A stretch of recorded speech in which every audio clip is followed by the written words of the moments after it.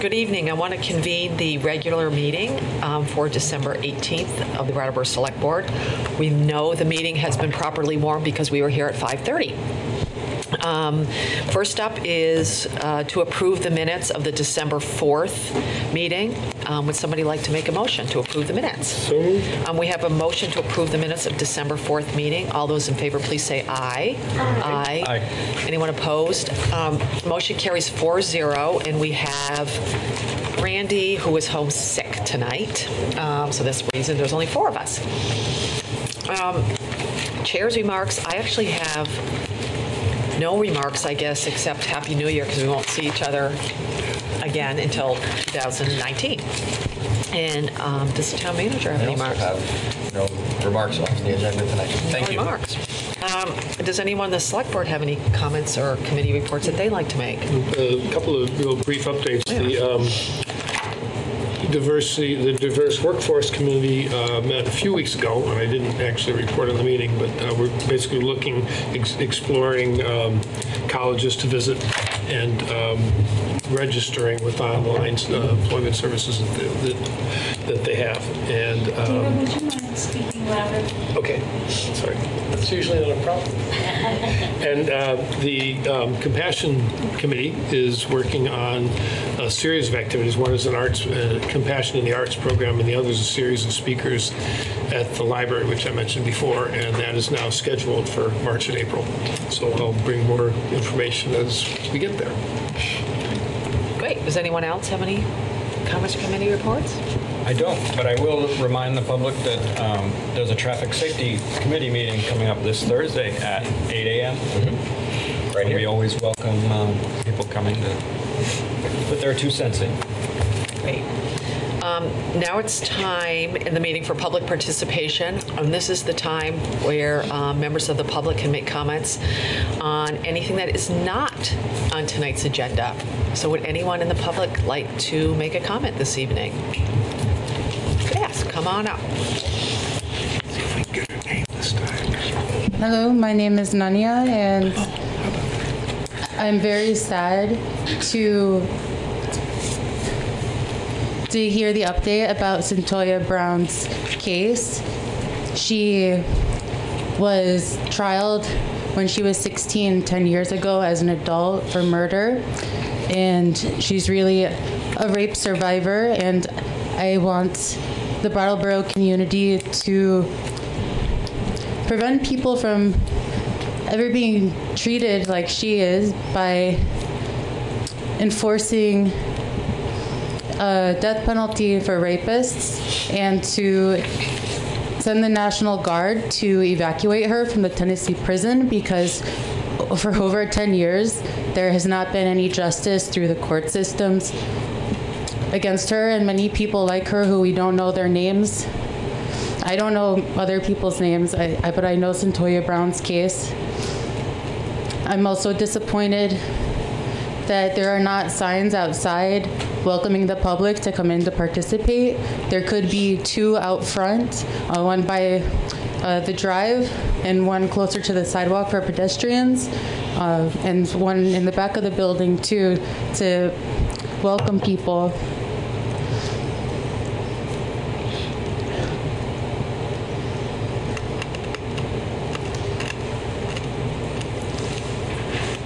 I have a lot more I want to say, and I know I have 2 minutes, so I hope that the select board takes seriously more bike lanes and to address the dilapidating buildings on Canal Street, because there are people who really need help there, and the money exists for them, and I'm just very disappointed still in the money that was invested into the parking garage rather than into people who can't afford cars. I think people matter more than cars. That's all. Thank you. Is there anyone else that would like to make a comment on something that is not on tonight's agenda? Come on up.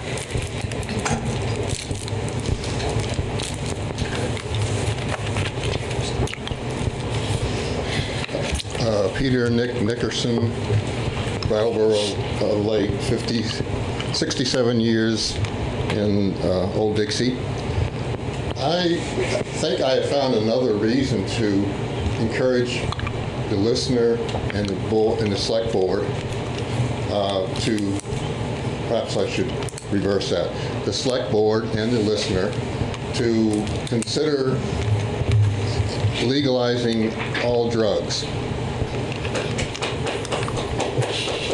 We agree about something. And I say this because we're on the edge of tremendous social unrest, and I think it's not only caused by an inflammatory president, whom I voted for, but wish he acted with more dignity as president of the United States. But we are also on the edge of increased automation because of artificial intelligence. When and if, probably when, truck drivers no longer have a job and being replaced by robots, we're going to have a serious problem in this country. People are not going to be able to pay their bills. There's talk about a guaranteed basic income. There's talk about federal subsidies for existing jobs. But there's talk about federal jobs. Whatever it is, I think we need to start trying it in test cities so we can see what works and what doesn't. And where would we get this money? We would get this money just the same place we got money when we re-legalized alcohol. We'd get the money from the citizen who wants to buy drugs. Thank you. Thank you. Are there any other comments from the public? I'd like to add on to what he was saying, actually. There is an alternative currency that we can build using really like all modern pre-existing technology if we reframe it. And it can be called a credit currency, and it can help us release the seed from the federal government and not have to keep on lobbying to them because they're just taking away more funding for everything we need. And a public vote to switch over to a credit currency is totally a possibility we need to take seriously. Great, thank you. Now we're going to move on to new business, and first up is errors and omissions to the grand list. And we have our town assessor here to fill us in.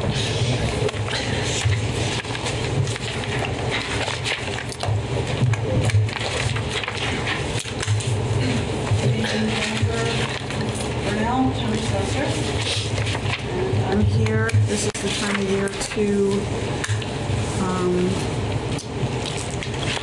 present to the select board the errors and omissions from the assessor's office. The state mandates that we have this opportunity from the time of the grand list being lodged with the town clerk. This year, the grand list was lodged July 2nd, 2018, and between that date and today, there were 3 real estate changes that occurred. One was a BCA hearing, one was an error in a subdivision, and the third was the state method of valuation was not calculated, or was not applied to a property that receives housing subsidy. There were six farm stabilization exemptions that had not been calculated appropriately. And we have 44 corrections for business personal property that are errors either because the business closed and they did not inform us in time, or there were late filings. And this is presented to the Select Board because the state requires that the Select Board sign off on this, and it becomes part of the grand list that is lodged with the town clerk. And you had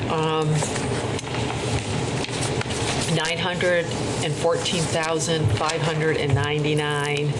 That's the number you came up with. That's subtracted out of the grand list that you had on July 2nd. Correct. And there should be a negative Yep. in your documents that I did not add in there. That's okay. It's negative 900. At first I got excited, but then I realized I'm it's negative. sorry. And does anyone on the board have any questions or comments? I did have a question. Go ahead. Are you sure? I went first last time. And this is maybe just a rookie question. What's the thinking or the reasoning behind some of the revaluations or the differences in jump? Was it because there were changes made by the owners to the buildings, or is it just because there was an actual error and there was a mistake that needed to be corrected? I just wanted to understand what some of the differences were. Yep. So if we're talking about the real estate, the BCA was hearing with the Board of Civil Authorities, so that's a decision that was made after the grand list was lodged. The subdivision, that was an error in the lister's office, or the assessor's office, excuse me. And the subsidized housing, we assessed the property appropriately, but there is a state method of assessing that has to take place instead of the assessor's assessment. Because it's subsidized housing. Because it's subsidized housing. And so this is state statute, and we have to go by what they say. That had been overlooked by me, and I caught it in time to rectify that for this grand list. And the farm stabilization, that's a calculation that's done, and I had missed a piece of that when doing the calculation, so those were caught in time to, again, be rectified for this grand list. Does that help? Yeah, no, that's more than helpful. Thank you. Okay. That clarifies. Good. I also had a question about the housing subsidy item. Is that, do we get like money from the state for the other 600,000 on that property, or we just get half of what we would normally get if it were a commercial, a typical residence or a commercial property or something? For a payment For the I don't believe what that we would there's- bill for property tax. No, I don't believe that there's a state payment. We don't get compensated by the state. So For that. the subsidized housing, we just, well, not lose, but we just don't collect as much as we would. Right, it's for other- valued differently, and the And that's taxes what- on it are lower. And that's what the state does. Yeah. Yep. Yes. Yes. I know. Sorry. Thank you. Again. Does anyone else on the board have any questions or comments? Does anyone in the public have any questions or comments about the errors and omissions to the grand list? Seeing none, would someone like to make a motion? Oops. I'll make a motion. I'll make a motion to approve changes in the 2018 grand list as set forth on the errors and omissions 2018 grand list report dated December 18th, 2018, from Town Assessor Jennifer Burnell.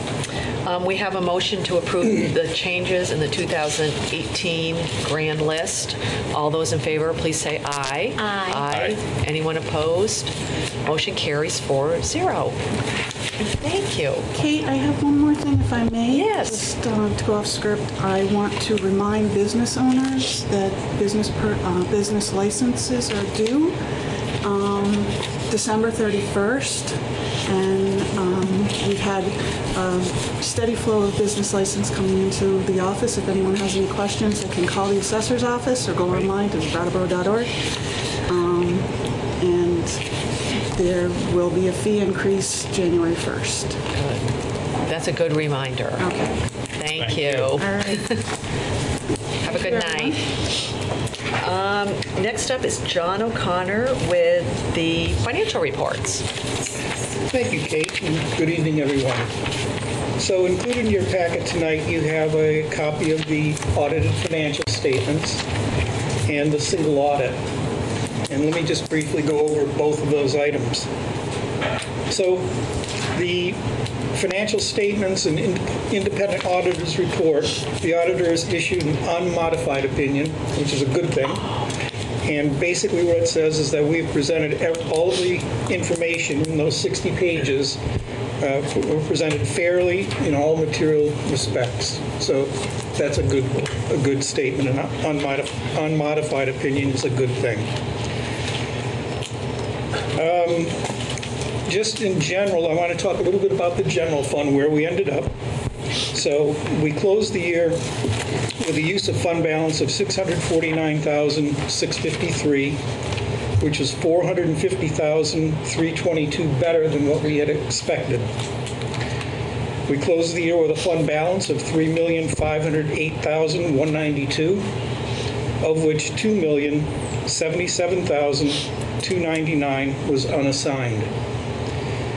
And the $2,077,299 was $301,708 above our target of 10% of this year's expenditures. So we're proposing to use $295,000 of that $301,000 in the 2020 budget. So has everybody gone through the audit report? Do you have any questions? Do you want to give us is there anything particular of note that we should know about? Yeah. There is so much information there, Kate, I wouldn't know where to begin, to tell you the truth. I think the general fund is really where your focus is, and that's what I've just gone over. Wait one sec. We got to Is that information available online? Absolutely. Yes. I'm sorry about that. Okay, so it sounds like there was an overall increase of money for the town from that. That's what we're talking about right now. Well, because it sounds like there was such a great increase, I'm hoping that that is reason to put towards that there shouldn't be a 1% tax increase for the town sales. Okay. Yes, Kate? Yeah. So I lost my train of thought. Were you going to ask a question? No, you had something. I did, but now I can't remember what it was. Okay, I'll ask my question then. It talks about the one, there was a however. I've never seen a however in one of the audits before that we've gotten. That the town's sub-recipient monitoring does not meet the standards required under uniform guidance compliance. And it mentions that monitoring practices, we developed a risk assessment tool, worksheets, and various things you did to fix that or compensate for that. Can you give me an example of a recipient that we monitor so I could? Yep, I can give you Kids Place. Kids Place is a recipient of a grant that comes through the town, and we know very little about Kids Place's internal controls. Right. We do a lot of work with Wyndham Windsor Housing Trust, and we know what their internal controls are like.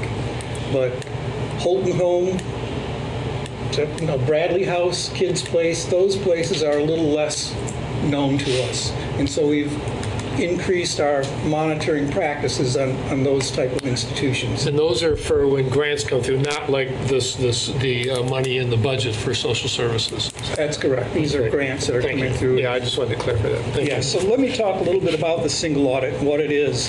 The single audit is a list of all federal grants and expenditures against those grants, whether it's a direct grant from the federal government or whether it's a grant that comes through the state and then to the town. And so there were no material weaknesses identified in the audit. All of the figures were audited and came back fine. There were no adjustments at all made to either the financial statements or the single audit. And the only thing that was identified was our monitoring practices for some of these organizations that we really had no prior experience with and were unfamiliar with their internal controls. Now, go ahead. We might be saying the same thing. Yeah. We've been monitoring, we've been doing the same thing for a while, and nobody has questioned this before, correct? Is this just a new thing on their part? Yeah, it is. I think it's a new thing, and we're starting to see, I mean, like I said, we have done a lot of work with Wyndham Windsor Housing Trust, and most of our grants are either direct grants to the town or grants that come through the town to them, but now we're seeing other grants that are coming through and going to different organizations. And we have always monitored Wyndham Windsor Housing Trust with CDBG and as a joint effort, and that's gone very well. We know a lot about that organization. The others, I think, were new, and we're just seeing more activity in those organizations. Okay. An additional clarification I'd like to offer is, and it goes right to the heart of what you were saying, Kate. So the agency that actually grants the money and then has enforcement power over these grants at the state, the Agency of Commerce and Community Development, they monitor us very closely, and they have found us to be in compliance with their requirements for the monitoring of subrecipients of these grants. In this case, what we have is auditors saying, even though what you're doing may meet the state standards, that a more robust level of oversight of these smaller organizations would be better in everybody's best interest. We agreed with that would be a better practice, steps. And that's why we've created the procedure to be responsive to that comment. Great. All right. Does anyone else have any comments about both the auditor's report and single audit? I have an observation, which is not, I don't think there's any answer to it, but in the last couple of years, the auditor has pointed out that the more than half of the property taxes collected go to the public schools. I think last year, it was 57%. I'd have to look it up, but it's significant. This year, it's 46%, and I'm curious as to how that, 2019, I'm curious as to how that happened. I didn't know that we went up or the towns went down, so I'm just curious about that. And I know this for my own. On page 9 in the first section, the independent report, right? The economic factors, next year's budget and rate. Oh, thank you. Oh yeah, there it is, right there. Yeah, it's there every year, and I always sort of say, I guess the observation would be if we ever have a chance to talk to the legislators, we might want to encourage them to take an action in the near future to change the way we fund education. If we have a chance to talk to them. All right. So any other questions or comments from the select board? Anyone in the public would like to have any input on the report that John O'Connor just gave? Now, John, was there anything else you were going to talk about? Were you going to talk about the November? Yeah. Yep. Yeah, so let me go over the November financial statements with you. So we're 41.7% of the way through the year as of the end of November. And general fund expenditures were at 45.7%, so we're a little above the 41.7 where we would have expected to be. But as you know, we do the prorations for the various one-time payments that we make during the year for lease and notes and human services and insurance, things of that nature. And once we make those prorations, the expenditures come down to 40.7%, so under the target. So we're in good shape. Utilities fund was at 43.3%. Parking was at 35.5%. And again, we had an encumbrance of $105,000 for sludge removal and $366,613 for bond interest in the utilities fund. And once we prorate those items, it brings the expenditures down to 38.8%. So again, under the 41.7% target. And then finally, we have our solid waste disposal fund. Revenues were at 37.9%. Expenditures were at 36.3%. And again, those figures don't include the November bag revenue, curbside collection, and tipping costs for November. The loan report shows that we had $4,390,300 in outstanding loans. 2 of the loans had payments that were overdue, and 2 loans are in default, but they are fully reserved. Program income shows that we have $518,686 in available funds for additional grants and loans as of the end of November. And then finally, the grant report gives you several pieces of information on 37 active grants and 8 grants that are in the application process. So if anybody has any questions on any of those reports, I'll certainly try to answer your questions. Does anyone on the board have any questions for John? I have a couple. I hate being the only one. I just wanted to look for confirmation that this increase in investment income on the town manager's line is one of the reaping of the benefits of our decision for a better way to invest town funds. Until we spend them. Yeah. Exactly. Okay. That's exactly right. Good. Let's see, I had a question about the miscellaneous revenue of the police. I know that that's a line where sometimes that can be for extra services, the police. This is actually, in this case, This is page 2. it's reimbursement. We had a police officer leave when they had not fulfilled their obligation. There's an agreement that the entering police officers signed with us because there's a substantial cost in bringing a police officer onto the department. Okay. So they sign an agreement saying that if they leave within the first 4 years, that they will reimburse a prorated portion of that, and so this is one of those reimbursements. Am I remembering correctly that last month we had the same thing in the reverse? No, you had the same thing in front of you. You asked the question. We didn't know the answer a month ago, so John did the research and we sent an email to advise of that. But that's no, but I thought maybe last time it was in the negative with the same sort of. Okay. Sorry, it was this one. My mistake. Jumping to page. Sorry. Page 9. The building repairs on the municipal center being up quite a bit. I'm just curious what that was. It's like a third of the way down. It's 12,000. Yeah. 12,000, and that's, we're only, 41% into the year. Yeah, that is up. I don't. That's the construction of the walls around what will be the HR director's office, in part of what used to be that large room in the planning department. Yeah. Okay. So that's the majority of that expense. It's probably not all of that expense, but it's the majority of it. And have we finished all the things the state required us to do a year We've not. ago? We finished the 2 most urgent ones. So we did virtually right away. We got the agreement from the state that we could do it in 3 phases. So the first phase was to change out the fire alarm system because the fire alarm system is what saves human life. So that would alert people to the fact there's a fire and get people out of the building. The second phase was to change out the sprinkler system so that it met modern standards because that's what protects the contents of the building other than human life. The third is a more expensive and more complicated set of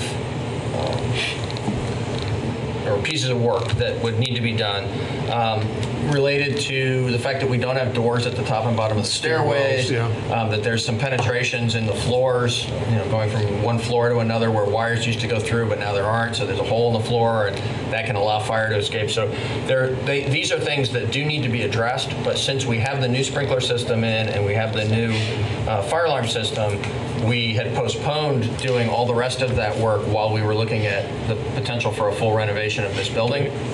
And something actually just within the last week, Patrick and I have talked about the fact that given that we weren't able to move forward on the faster pace that we had hoped for a renovation of the building, we ought to touch base back with the state and make sure that they are content to continue to have us wait on that third phase of work. If we need to proceed with it, then we will. And we'll see some more expenditures in that line then? Actually, that would be expended from capital. That's money that's already been authorized by the board and by town meeting and is waiting in capital. What we're hoping to do is to be able to not expend that money on temporary changes and then have to appropriate new capital money for a renovation, but instead be able to continue to hold on to that money to contribute towards a renovation. Great, thank you. But we'll check in with the state to make sure that's acceptable to them. Great. Does anyone else on the board have any questions or comments? And one last one. Yeah. Same page, easy to follow. Auxiliary staff for the police department. Just want to make sure that wasn't a mistake. It's not a mistake. That is the contractual funding that was paid to the sheriff's office employee who, during the time when we had an investigation ongoing related to the shooting back in May that had 3 members of the department who were on leave for a period of time, we supplemented with a sheriff's department officer who was under contract to us and paid from that line item. Right. That person actually, through mutual agreement of the officer and the sheriff's department and the police department, is now a Brattleboro police officer. He's filled one of our vacancies, and it was a really great thing to get an experienced officer who was, had worked together with our team and wanted to become a member of it. So what happens? I mean, that's kind of puts that line out of whack, and where. Yes.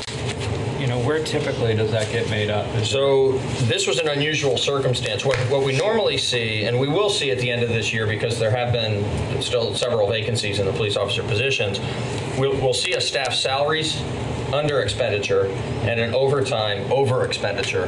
The net of the two will be a savings to the town.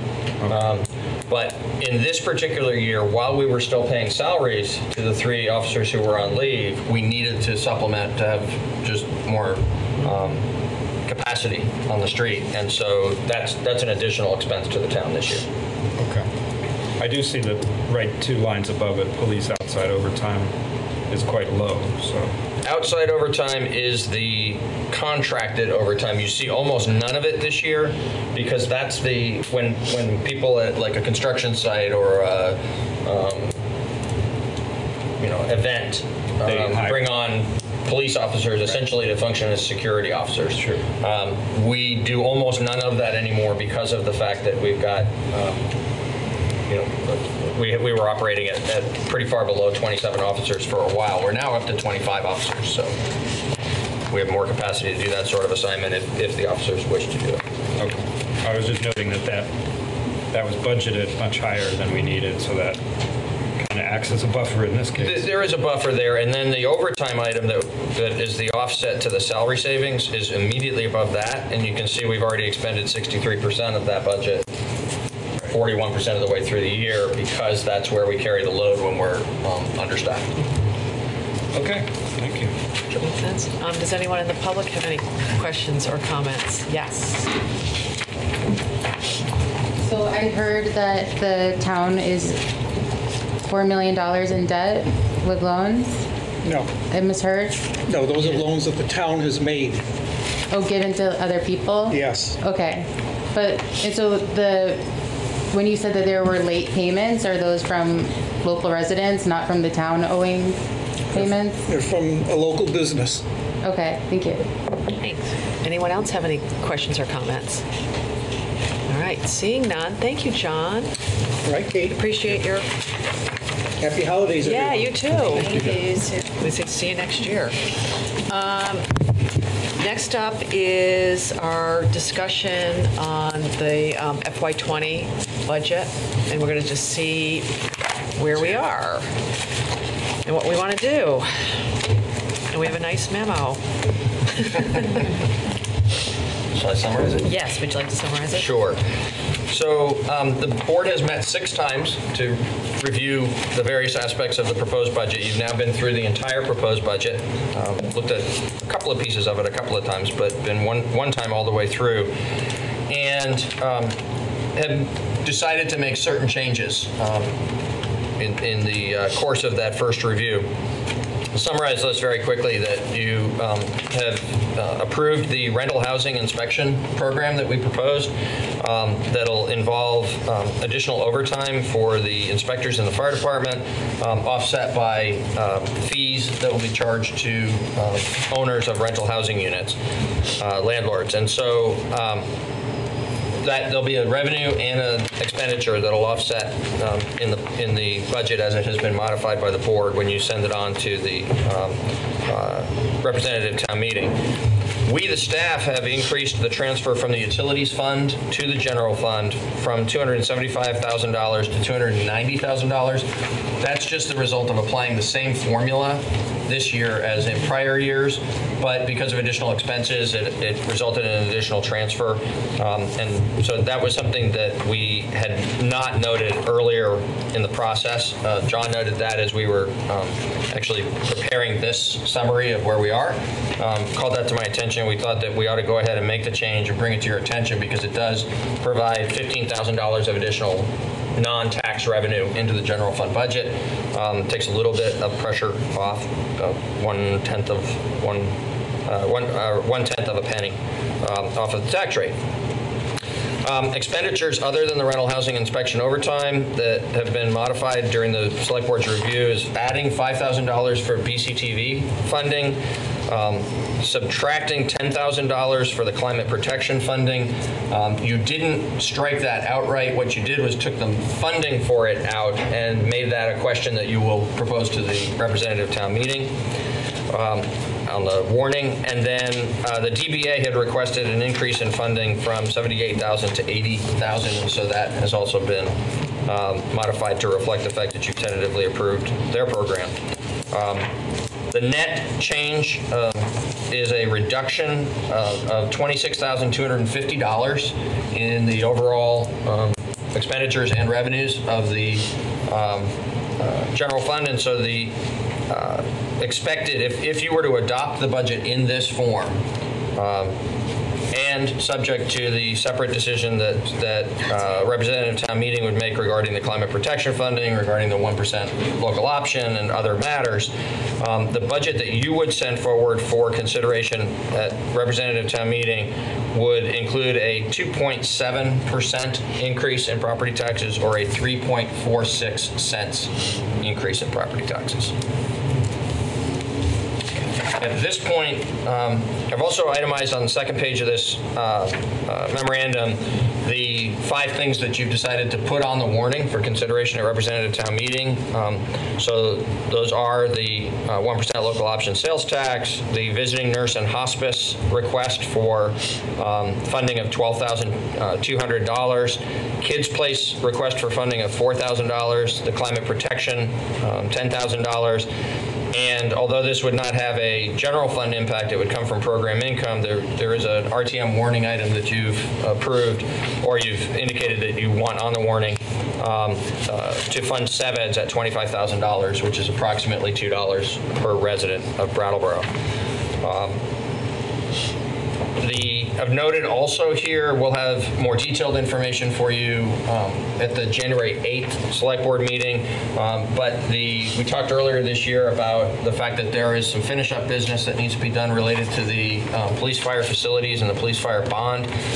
So we'll have that additional information regarding the 3 pending items, which are the potential carport for the police, the additional roof work that needs to be done at the police department, and the piece of equipment that's related to the alarm system in the fire department, actually to serve the fire department, but it would be housed in the dispatch center. We'll have all that detailed information for you to consider putting on a warning item regarding the closeout of the bonds for the project. And then there's the proposed schedule of meetings. At this point, subject to decisions you may make tonight regarding any unfinished business, you don't have any explicitly identified matters of unfinished business related to this particular budget. So often at this particular moment, we identify specific topics for specific nights in January. The question before you for tonight is, do you have any such topics that you'd like to schedule for January consideration? We will have budget consideration on January 8th because we will have that closeout of the police fire matter. But if there's anything else that you either need some more information from staff or you want to have some more discussion among yourselves on, we should identify those tonight and schedule them for January. When is the day that we're voting on the, are we proposing the January For the warning? 22nd meeting? Yeah, No, or the budget? No, so the reason this goes through January 22nd is you need to finish your budget work by then at the latest, Yep. so that approximately a week later, you haven't actually scheduled a meeting at Yep. this time for the warning, but it'll be around the 29th or 30th of January. Okay. Because the reason I ask, I just wanted us to all have an idea what we're doing. And also, I mean, I think one of the things, obviously, we're going to need the budget with all this stuff in it so we can Yes. see it in its totality. Exactly. Because that'll inform us. And I also think we need the numbers on what's this going to mean to homeowners. You know, how much Sure. per hundred the stuff goes up. And if you don't identify any additional specific topics that you need additional information on, the bond discussion that you'll have on the 8th is unrelated to the general fund Right. budget. Right. So if you are in a place where you're ready to see that updated, complete budget, we could bring that to you for consideration on the 8th as well, if you'd like. Well, what I'm thinking is if we could see it, because when you see it, Right. we may think of something. Sure. Do you see what I mean? Sure. It's nice to look at it and then decide, do we have all the information we need? I understand. You see what I mean? So what you have right now is the 2 separate pieces of the complete proposed budget and then the list of modifications. We'd be Right. happy to incorporate these modifications, bring you a complete updated budget, Right. and the table that you were describing about what the impact is for per 100,000 of value Right. For homeowners, Right. and have you be able to consider that on the 8th. That would be good. What does everybody else think? Anyone else have any thoughts? I would love to see that. That's great. My question is, how complicated will it be? Because we have these items that are going to be up to town meeting to approve or disapprove, and one of them especially is a major impact. So can that be reflected on that level as well, is my question. So that's... You mean potential, like this is if this passes and this is if this Yeah, doesn't but I don't know how far into the weeds we want to get because there's a bunch of items. But the major item, obviously, that people are going to be interested in is if the 1% local option sales tax, that radically alters the impact to our homeowners, to our property taxpayers. So I'm just wondering if that could be included or noted at the end or whatever as in the document. Yeah, I would think, what I'm thinking is on the table that we get, here's what it is, the way it is. If the 1% sales tax passes, that's $600,000 off, that's 4% reduction in the budget. So here's what the taxes would be under that scenario. We could show that both ways. Yeah. Sure. Yeah. On a different page, though, so it's not too confusing. Yeah. No. Or some houses not confusing. And didn't last year when we had the snowplow and the skate park, it wasn't factored in the big budget. Correct. But it was a sheet that explained to people if we support This'll happen, this'll yeah. happen. Yeah. If you vote in this thing, that'll happen. So Vote in that this thing, that'll is happen. basically, if you look on page 2 of the memo for this meeting, Yeah. where there's the parenthetical after each one that says how it would either increase or decrease taxes. Yeah. That's the list you're referring to That's that exactly we did what last I'm year. referring The one thing we did with it last year, because it was several larger dollar amount items, Yeah. is we also described not just the dollar amount impact, but the sense of property taxes impact. Yeah, exactly. Because in the case, for instance, of the sidewalk plow, it was actually more than an additional penny. It was 1.2 cents. Yeah. So I think actually from the combination of comments you've made tonight, the clearest way to understand this for this go-round would be not to put $4,000 or $12,000 into penny terms because it's so small, but to do exactly what you said a minute ago, where there would be that summary sheet of the impact of taxpayers if you proceed in the manner that you've made actual changes to the budget. And then if town meeting were to approve the 1% local option sales tax, Here's the what that impact. page would look like under those circumstances. Great. You'd have it both ways. Does that make sense? I think so. And then we can figure out. It's good to see it. Okay. In its To get a totality. sense what the town is going to see. Yeah. I am going to want to, and clearly not for this fiscal year budget, but I am going to be interested in revisiting on what is a way to operationalize or get feedback from town residents about item removal, because it keeps coming up. And About what? item removal, like bulky items Oh. removal, and what's a way, like, is there research that I should do and then come back and think about or present that maybe for the following fiscal year to think about adjusting pay as you throw so that you have that and I know it won't be triple T given the research that was done, but so that we can think about adding that service that is provided. But I'm still interested in exploring that for people because it is a burden if you do not have a way to get rid of the stuff. It's a burden for people. But I obviously know that that's after all of this. That can be added to that can be the first thing, Shanta, on next year's list. Yeah, I know. Keep making We can lists. have a list of things we want to get public comment on. Yeah. Public outreach. And that might have to be after March. Could be after. We'll see what happens. Yeah. So that might mean, never mind. And actually, the sustainability That's another one. position is already on On the that list. kind of a list Yeah, for some okay. additional review in the months ahead Cool. that might be considered in the next year's budget cycle. Great. Yeah. So do we feel comfortable right now on the plan for the January 8th meeting? Like to have sort of I think so. a clean Yep. version of this? Yeah. Okay.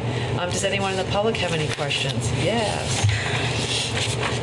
So I heard Peter say some acronyms, but I would like clarification about what the DBA and RTM are, that Sure. there's going to be more money put towards. Yeah, so RTM is all throughout this because that's representative town meeting, and so it's talking about the different things that have been decided by the select board, but will have to ultimately be decided by the representative town meeting for final decisions. And then DBA is the Downtown Brattleboro Alliance, which is the organization that is the basically the downtown merchants and property owners, the organization that does different services and activities in the downtown area. And with the property tax increase, is there a consideration to just tax property owners that are significantly above poverty level? Because there is a risk of taxing people at poverty level who are homeowners not being able to afford it and then becoming The homeless. state actually has a program called income sensitivity where I don't know the exact limits of it, but it's pretty substantial consideration for, depending on the household income, up to a certain level, you can actually be exempt from paying property taxes. What's that level? I believe it's around $50,000 of annual Okay. income. I'm not certain. Yeah. And then up to a higher level, which I believe is around $100,000. So, But again, I'm not I certain. think it's 125 now. It's 125 higher now. yeah. And so in between the 50 and the 125, there are partial tax relief that's provided, all in accordance with the rules and formulas of the state of Vermont. We don't control that, but it does address exactly the concern you just expressed. But that's only for the education tax. It's not for the municipal tax. We are not income sensitized. Right. But Why not? it's because the state decided to do it that way. Right. So why is the town not deciding to have an adjusting tax? Sorry? We can only do what the state allows us to do, and they don't allow us to do it. You're It's saying really that the that simple. state allows state taxes to be adjustable, but doesn't allow towns to have adjustable Right. taxes? The state actually directs that, not just allows it, but directs that apply to the education taxes, and doesn't apply that same thing. It's the state that runs the program. So it's not anything that we either decide or even administer. It's run by the state. You're saying that the state runs the property tax increase that the town is voting on? Nope, the state runs the income sensitivity program that protects lower income residents from the impacts of property tax increases. Okay, so it's protecting the townspeople from any increase in town taxes on property. No, Moderates. not any. It moderates it. Right, It doesn't. Makes it less. Okay, right. Yeah. okay, thank you. Right. It's confusing. Yes, it is. Very. Anyone else have any comments? Yes. Franz Reichsman from the Finance Committee. When can others get a hold of these new adjusted documents that you're preparing for January 8th? Hopefully you'll have them when we have them. Yeah, you'll definitely have them when the select board gets them. Yeah. The first week of January. We may be able to make those adjustments this week and post the budget to the website by Friday. I'm not sure we'll get that done. But it will be, the It'll changes definitely will be be out there the posted. first week of January, by Friday the 4th at the latest. And including the adjustment for the potential 1% sales tax. So that's going to be that'll be out on the 4th. That's going to not be part of the budget because Right. that change actually hasn't been made in the budget. Right. But it'll be in the documents that accompany the budget when it comes back for board consideration on the 8th. There'll be some summary. There'll be a memo on top of it. There'll be some exhibits with it, and among those exhibits will be what the taxation would look like if the 1% local option is adopted. And it'll be on the town website. And it'll be on the town's website by Friday afternoon, the 4th. Thank you. Does that Yes, make sir. sense? Good. Anyone else have any comments about our proposal? Yeah. Can I do you usually have this line whenever the DBA comes up, and Oh, thanks yeah. to you to bringing it up. I usually say it. You're right. That it doesn't actually affect the taxpayer's bottom line because it's a pass-through. It's something that we collect on behalf of the downtown merchants. So they are literally funding with their own extra little tax Yeah. on top of the taxes they pay this amount. So it's Correct. Yeah, it's a special assessment on the property owners. yeah, and they've So asked it's us. just for their zone. We have to approve it, but Yeah. and so we charge them and we collect it, but then it goes back to them.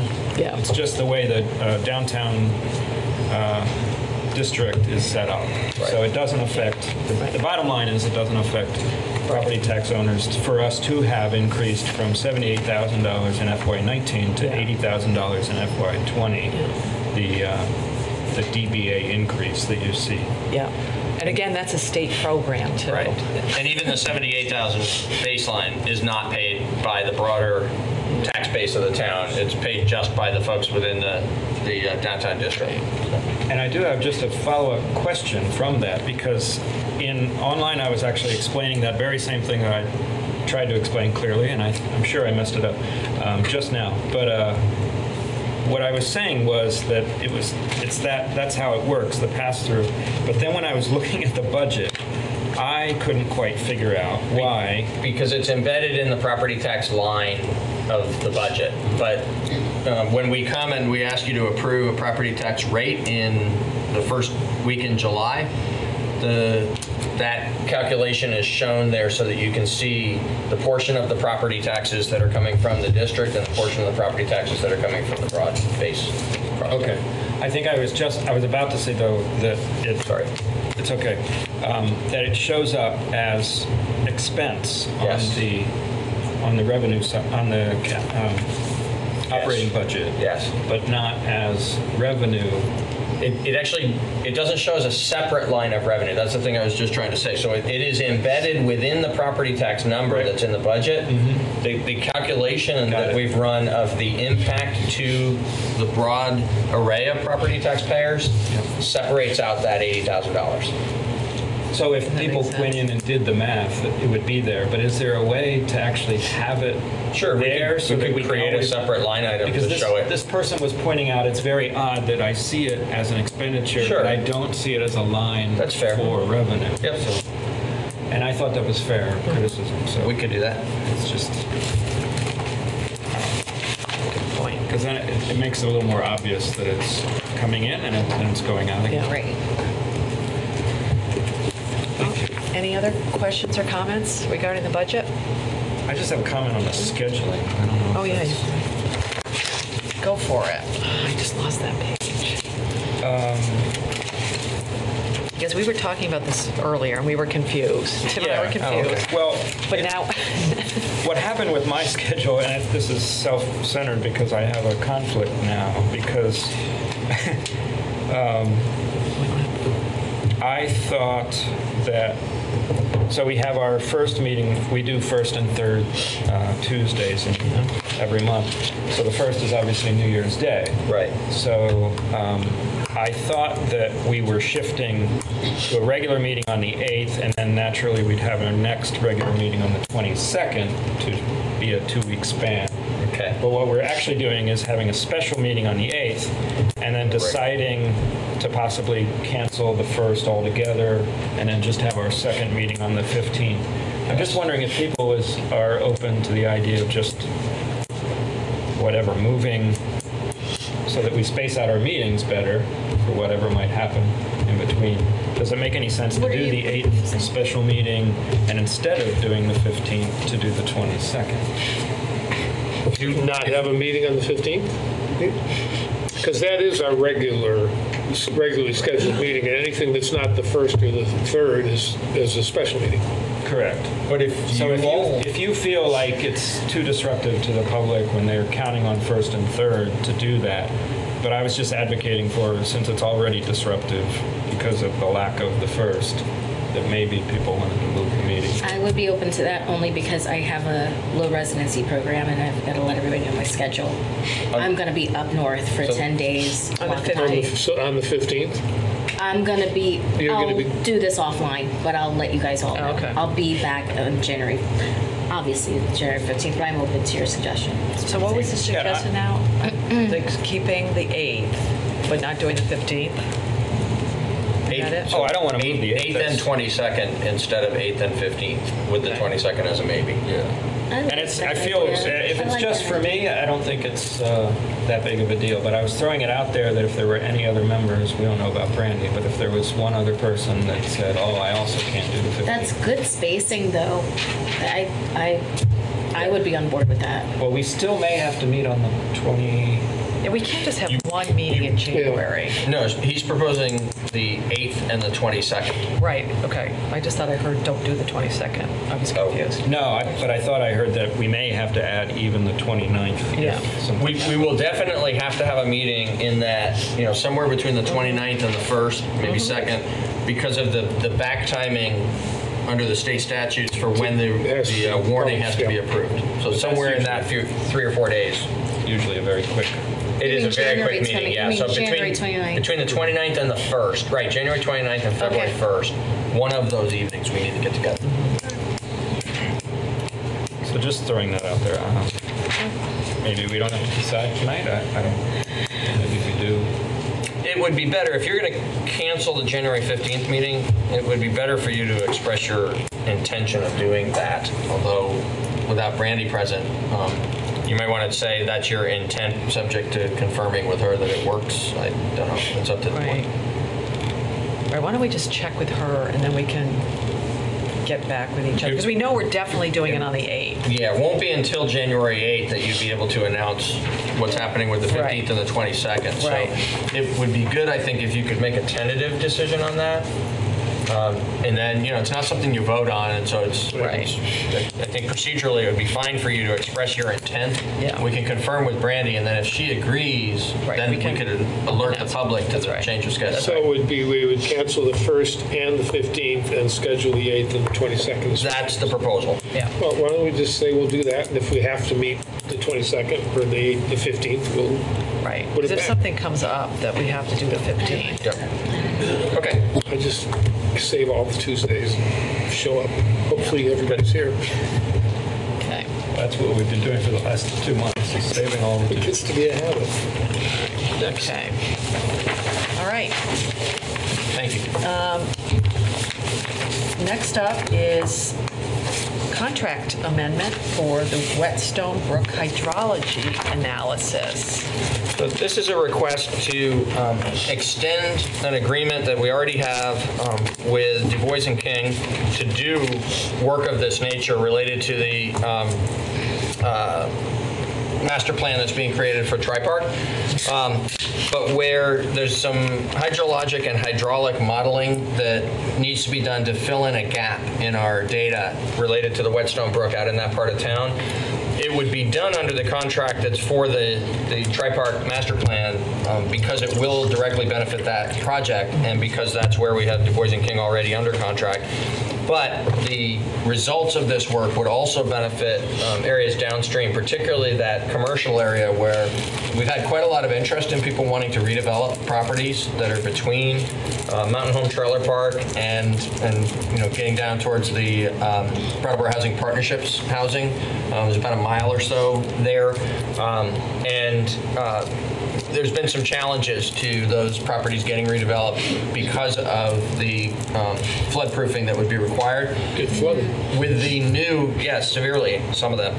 With the new data, the much more precise calculations that they can do using the new form of measurement, they actually can get, the memo from Sue explains, it can get within the 1 foot contour. So basically, they can calculate the expected flood impacts to an accuracy of within 1 foot rather than within 20 feet.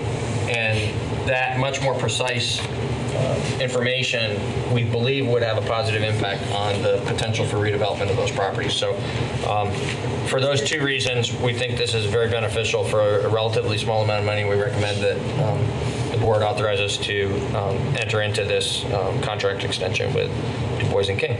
Does anyone have any questions? And this comes from planning services. It does, from the contracted services account line within planning services. Any questions, comments? Seems wise Anyone? to me. No one? Okay. Would someone want to make a motion? I'd like to make a motion. I'd like to make a motion to authorize Town Manager Elwell to modify a contract with Du Bois and King in an amount not to exceed $15,000 for additional hydrologic and hydraulic modeling in conjunction with Tri-Park Housing Cooperative Master Plan. We have a motion to authorize the town manager to modify a contract with Du Bois and King for additional hydraulic and hydrologic modeling in conjunction with Tri-Park. All those in favor, please say aye. Aye. Aye. Anyone opposed? Motion carries 4-0. Next up is the closeout for the Community Development Block Grant for Bradley House. This started back in 2016 when Bradley House received a CDBG grant. And they are ready to close it out, so we have to hold a public hearing. And I know there are people from Bradley House are here. If you want to come up and be heard. And if you want to sit down, if you'd like to come up and get comfy. What I want to do is... We have 3 chairs. Yeah, what I want to do is open the public hearing and invite the people from Bradley House, if you want to give us an update, Okay. let us know what's happened. My name is Lee Madden. I've been a board member and treasurer of Garden Path Elder Living and Holton Home for some years, but last month I stepped down from the board to serve as business manager. With me tonight is Deborah Abel, who is the site director for Bradley House. Our executive director, Bonnie McKellar, is out of town and not returning until tomorrow. Garden Path Elder Living is the parent nonprofit that owns and manages Bradley House and Holton Home. Both houses are level 3 residential care homes. This means that our residents are independent but may require some assistance with activities of daily living. We have RNs in each home, registered nurses. Between the 2 homes, we have rooms for 71 residents. I believe you have a letter that I sent 2 weeks ago explaining how the funds received from the town and with the town's assistance have been applied in our $5 million project, which is just now completing. To briefly review, though, our 2-phase project was to add a new wing with new resident rooms and to thoroughly renovate the grand Bradley Mansion house. This meant to make all the rooms properly accessible by current standards and to meet very high energy efficiency standards while keeping all of the historic exterior architecture and keeping significant portions of the classic interior architecture. We are tremendously grateful for the strong support and assistance from the town. Without the town's input, our project would have been substantially lessened and perhaps could not have been done at all. We invite you all and the public to visit both facilities and to see what a great resource we have in town for elder care, as well as to see what handsome buildings and lively environments we have. And we are happy to answer any questions if we can. Does anyone on the board have any questions or comments about the project? The grant has already been accepted. The grant money has already been spent. So I walk by fairly frequently, and I think it looks great, and I want to come visit. So You should. check it out. can we book our rooms already? You get on the waiting list. I will just add, though, that what John O'Connor said earlier, he mentioned in passing oversight of grants like this, and as it happens, because a part of the grant, a different grant that we got, we need to do annual audits of both houses, and so we will be doing that starting this year, and that's open, of course, to you all and anybody for that matter. Thank you. Does anyone in the public have any comments during this public hearing? Seeing none, we'll close the public hearing. And thank you for everything you folks do. Thank you. Thank you. Thank you. Thanks for coming and being here. Thank you. Now we have, we're being asked to approve a grant application for a dry hydrant. This is to be constructed at a private property out on Bonnievale Road where a pond is going to be constructed this coming summer. And the residents there have worked together with the fire department to plan to have a dry hydrant installed at the pond location so that it'll be a place where the fire department can draw water from for fires up in that part of town, increasing the fire protection for the whole area. beyond what we have currently up on Bonnieville Road. So we recommend that the grant is for $5,000, and it will be to pay for the actual hydrant piece of equipment itself. And so we recommend your approval. This is a grant to the Vermont Rural Fire Protection Task Force. It is indeed. Yep. They would be the ones sending us the money. All right. Does anyone on the board have any questions? What's a dry hydrant? Dry hydrant is one that's not under pressure from the water system in town. So the hydrants that you see that are connected to our public water supply are under the same pressure as like your faucet at your house, but out when they're in one of these in the pond, it's dry. Not a great name. No, it isn't. Yeah, I know. No, it makes sense though. It makes sense that they should have something in that part of town. Yeah. All right. Would anyone like to make a motion? Seeing David's gone, I'll make a motion to approve the Rural Fire Protection Program grant application in the amount of $5,000 from the Vermont Rural Fire Protection Task Force. We have a motion to approve the Rural Fire Protection Program grant application. All those in favor say aye. Aye. Anyone opposed? Motion carries 3-0. Another grant application is for the Interlibrary Loan Courier Grant. This is indeed that from the Vermont Department of Libraries. It's a grant in the amount of $292.50, which the town has received notice of award. I'm not going to be able to continue to fill the time until you have a third person to vote on it, because that's about what there is to say on this. So this is for courier services that are involved in moving the books around through the Interlibrary Loan Program. And so we would be receiving $292.50 to help offset those costs. So what questions do we have? I just want to give you an aside. Did you hear me laugh when I said rural? I always had trouble with that word. Rural? Yeah. Rural. Is that right? Rural. Rural. When you say it a few times, it becomes really hard to say. Yeah. And I thought when I heard you say it that you also were getting infected by Yeah, my... probably now I'm going to, forever. For the benefit of the public, we should mention that we're we're waiting. just awaiting a third member, and a third member is entering the room Yes. as we speak. So would someone we'll now be able to take this action. Would someone like to make a motion to accept and appropriate the Interlibrary Loan Courier System Grant in the amount of $292.50 from the Vermont Department of Libraries? I will do that. You want to just say so moved? No, I want to read Here it. you are. I read it all so I could just... Oh, I walked all the way back here.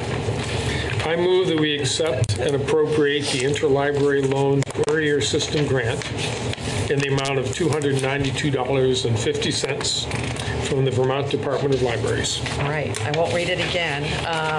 All those in favor of that motion, please say aye. Aye. Aye. Anyone opposed? Motion carries 3-0. Next up, we have another grant to accept and appropriate, and that is the Downtown Design Plan. Correct. This would be through the Municipal Planning Grant Program administered by the Vermont Department of Housing and Community Development. We've received notice of an award of $22,000 in response to our application for those funds. As you said, to assist in the development of a downtown design plan. Just a quick question. I can't recall the details of the design plan. What is it that's going to be designed? So it was first envisioned as it was to be called a downtown master plan.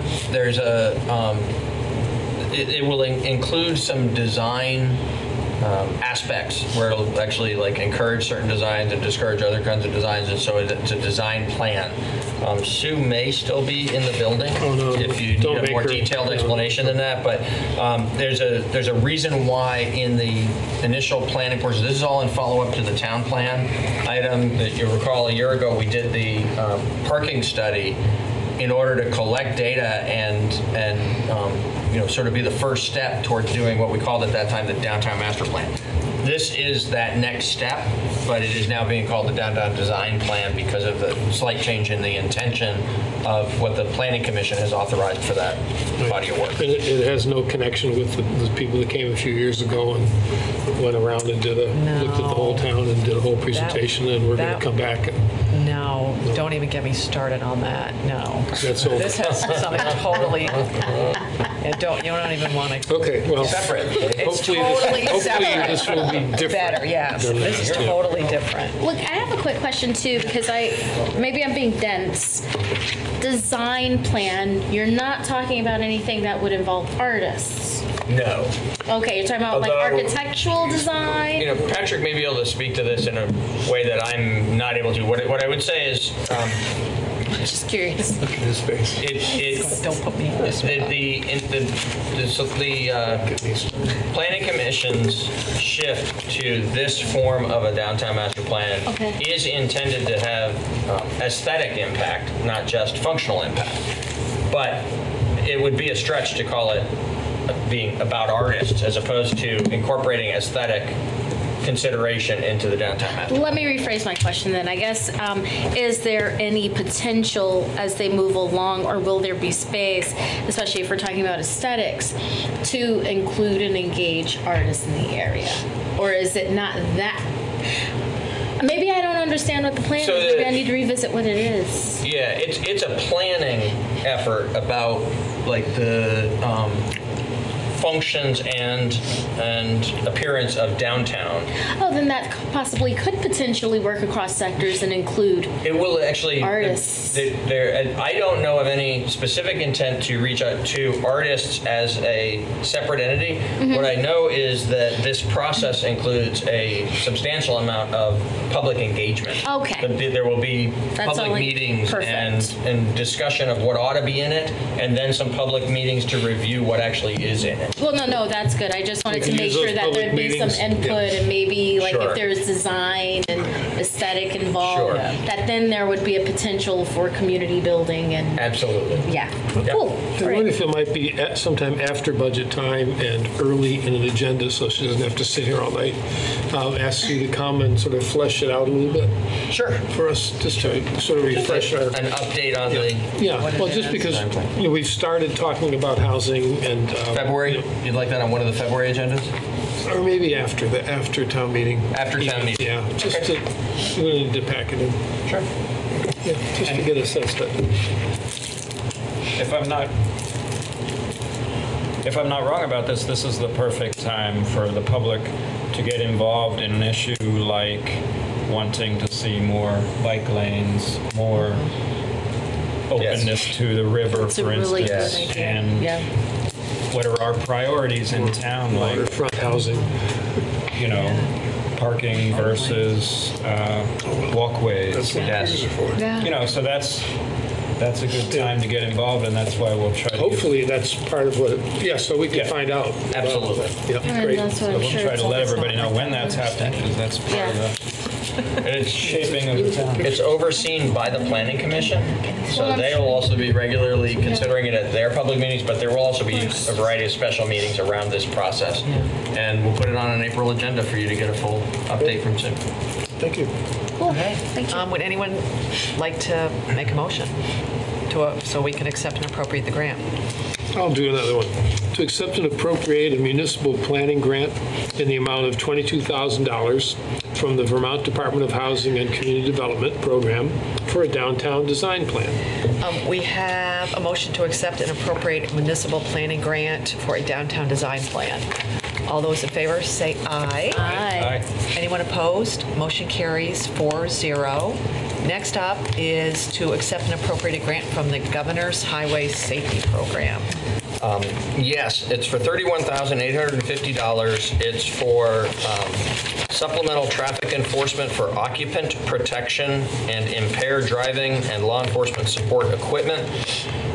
There's a memorandum in the backup materials for this evening from Captain Kerrigan at the Police Department that explains that in order to increase the flexibility of how these different aspects of this grant are administered, this year, instead of it coming directly from the state to the different local law enforcement agencies, for Windham County, it's coming through the Windham County Sheriff's Department. So the town is actually a sub-grantee in this case. The Highway Safety Program is granting a larger body of funds to the Sheriff's Department, and then the Sheriff's Department is granting $31,850 of that to the Brattleboro Police Department. So we've gotten this before. We have gotten this hasn't come through the annually, Sheriff's but it Department. has traditionally come directly from the state rather than through the sheriff. Great. And we actually like this arrangement better. Oh, good. Does anyone have any comments or questions? Anyone have any comments or questions? Seeing none, would someone like to make a motion? I'd like to make a motion to accept and appropriate a governor's highway safety grant in the amount of $31,850 from Windham County Sheriff's Department. We have a motion to accept and appropriate a governor's highway safety grant. All those in favor, please say aye. Aye. Anyone opposed? Motion carries 4-0.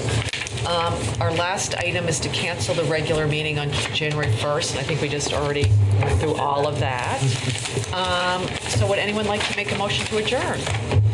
I'd like to make a motion to adjourn. We have a motion to adjourn. All those in favor, please say aye. Aye. Anyone opposed?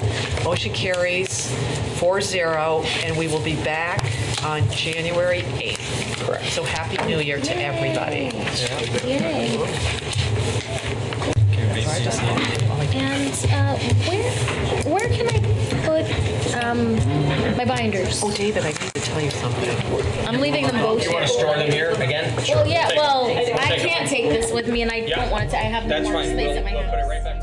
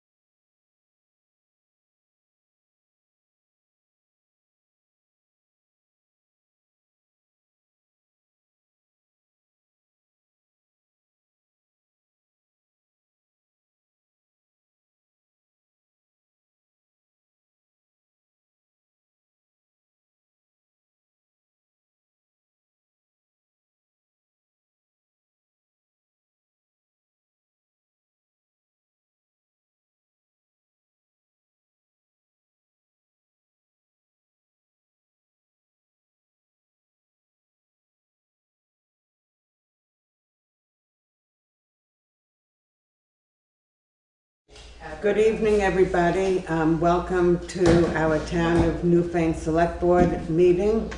This is December 17th, Monday at 6 p.m. And tonight we have a smaller select board cast, so to speak. Mike Fitzpatrick and Chris Williams are unable to be here tonight.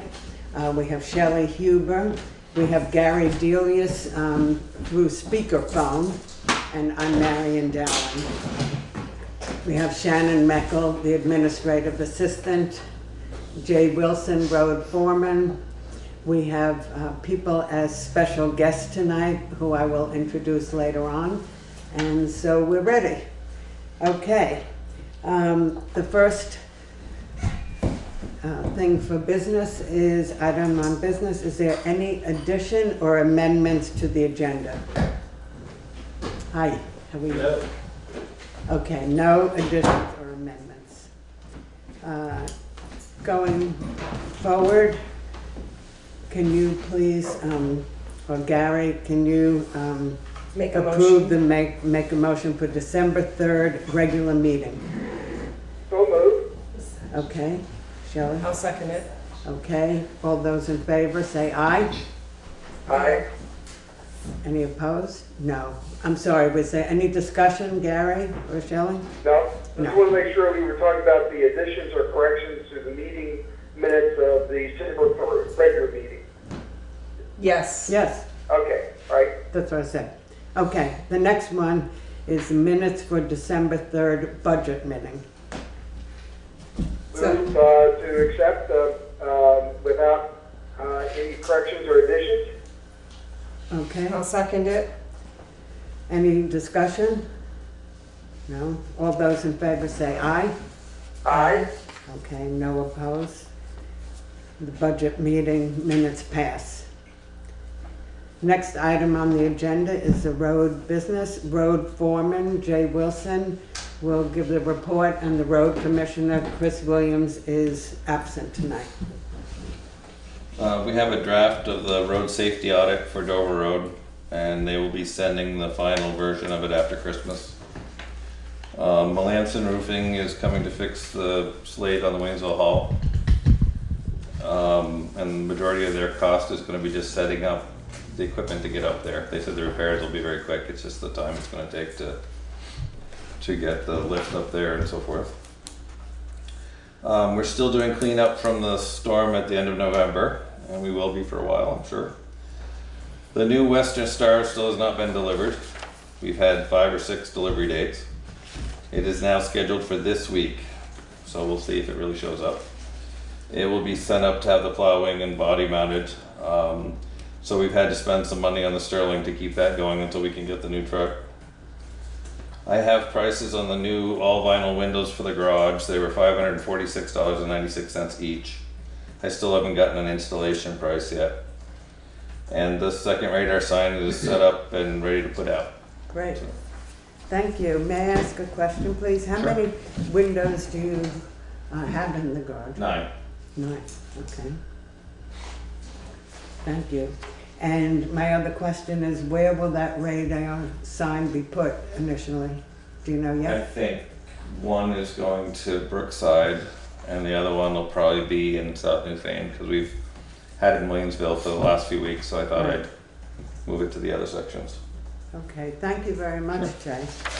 I have a question. Were you able to get any information yet off of those signs, the reporting? I was gonna send it all to Shannon and let her try. Okay. And also have you had a chance to look through the road safety audit report? Do you have any highlights about It it? looks good. It's a lot of, adding some painted, they recommended coming into Williamsville, I think, from the Dover side, doing the slash marks in the road with the speed limit, changing a lot of the speed limit signs, putting a sign, I think 100 feet prior to it, that it's reduced speed ahead. Yeah, If you put them too far ahead, that people forget them. yeah. Bigger signs. I'm trying to think what some of the, and then there was several to do with the trucks making it to the covered bridge. putting, I think it was 2 or 3 signs, low bridge ahead, and try to get them a place where they can turn around, so that maybe a sign near where they might be able to turn around before they get any further. Yeah. But just stuff like that. There's a lot of data there. And it's funny, a lot of the accident data didn't really have anything to do with the fact that it was in a village. It was people falling asleep or DUIs or, it wow. wasn't. So they had some good stuff in there. They did a lot of work. That'll be good reading material. Yeah.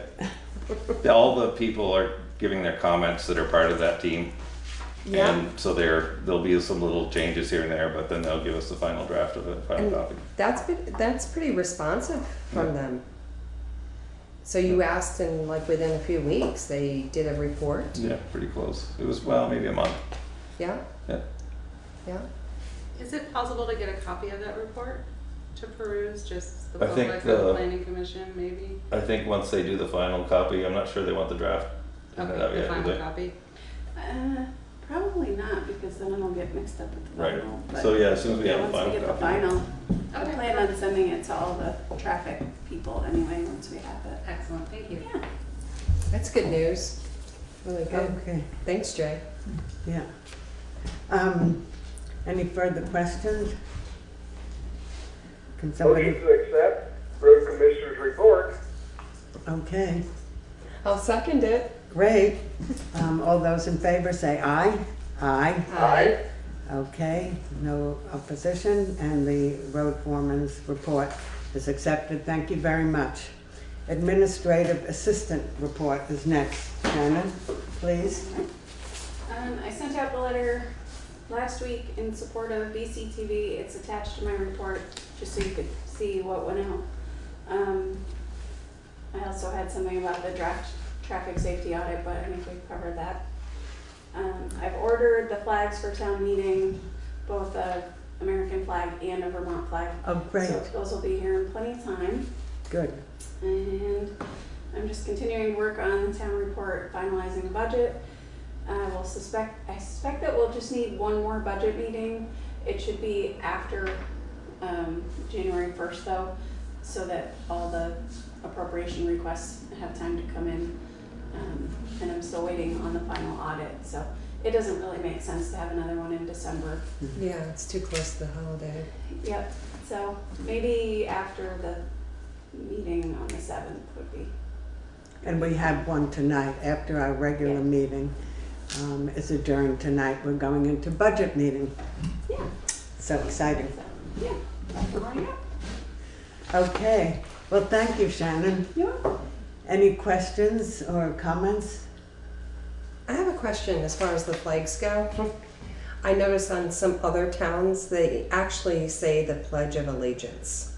Is that anything that... For the what? I'm sorry. In other towns, when they do a select board meeting, they actually say the Pledge of Allegiance. Oh. And since we're getting the flags, it would be nice maybe to consider that. Well, they do have flags present every year.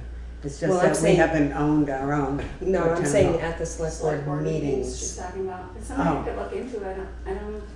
Yeah. Yeah, not sure. And you're just putting it on the agenda. I'm not sure what has to be done to have that happen. The select board would have to make a policy. I could look into it though. Okay. Yeah. Okay, great. Okay. All those in favor of accepting administrative assistance report, please make a motion so we can vote on it. Make a motion. Go ahead.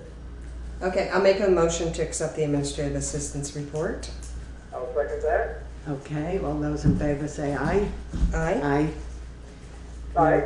Okay. It's accepted. Thank you very much, Shannon. Unscheduled members of the public. I don't know. Okay. You're on the schedule. I'm on the schedule. You're scheduled. Okay, so we are up to scheduled members of the public. We were going to have Cord Trowbridge from BCTV here this evening. Unfortunately, she's not able to be here.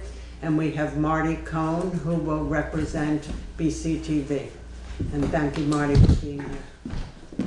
Well, thank you for having me. Cor was afraid she'd be distracting. She unfortunately fell on some ice and broke her nose. So, but it had nothing to do with what I'm talking about tonight.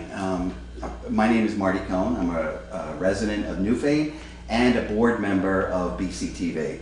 And first off, I want to thank you for putting us on the agenda and for the excellent letter that the town submitted to the FCC in support of BCTV's position. The purpose of my visit to this meeting tonight is to give you more information about recent threats to BCTV's funding and to let you know of potential scenarios going forward. As you may know, stations like BCTV across the country are funded through a percentage of the local cable subscriber fees. This fee structure, which has been in place since the Cable Act of 1984, is proposed to be changed by the FCC and could be eliminated as soon as next summer. BCTV was created in 1975 in Brattleboro. As a matter of fact, Brattleboro was the first cable public access station to administer these funds and give local residents across the access to the channel by covering governmental meetings and allowing residents to create and share their own programming. Our history with Newfane has gone on since 2011. We were designated as your local community media or public access TV station through a contract with Southern Vermont Cable. At this point, we begin covering your select board and town meetings on a regular basis and airing them on cable and online. Newfane residents have been active on BCTV through Leland and Gray has their school board, now the West River Education District, the Newfane School Board Act 46 committee meetings, performances at Leland and Gray, talent shows, plays, and community forums at the Williamsville Hall, and local residents have created programs about horse riding in Brookline, the Dummerston Apple Pie Festival, and the aftermath of Tropical Storm Irene in the West River Valley, to name a few. These programs and the covering of the select board meeting are included in the 1,200 hours of new local content that BCTV produces each year, featuring your neighbors in southern Windham County, for which last year BCTV won the award for overall excellence from the Alliance of Community Media. We're very proud that our little town has done that. However, the reality is that cable subscribers are cutting the cord in favor of online viewing platforms, and that has already diminished our revenues. The FCC's action would be more devastating, but the downward trend is already there. Though we have $100 for the upcoming fiscal year, based on the rate of 85 cents per person. We realize that this is late in the budgeting process, but the last thing we want is for our services to be eliminated without making you aware of what's at stake and what can be done about it. Is there something else that we should do besides submitting the letter? I know that you have a copy of the letter to this effect. Basically what we're trying to do now is preserve what we have. And so we're going to all the select boards and in our 8 towns and letting them know about this service that everyone's been utilizing, but unfortunately because of these actions it looks like the end may be near in terms of the funding that we've received. Can I ask a question as far as BCTV? It's a nonprofit? Yeah. Yes. Yeah. Yeah. Yeah. The way it was set up is that the money comes into the state through the and then we've been designated as the purveyors of the service. So then it passes through to BCTV. And you hold your own fundraising time during the year? Well, we're not a nonprofit in a traditional sense, the money that we have been using since 1975 has come from these subscriber fees. And Right. that's... So you haven't done any fundraising on your own other than...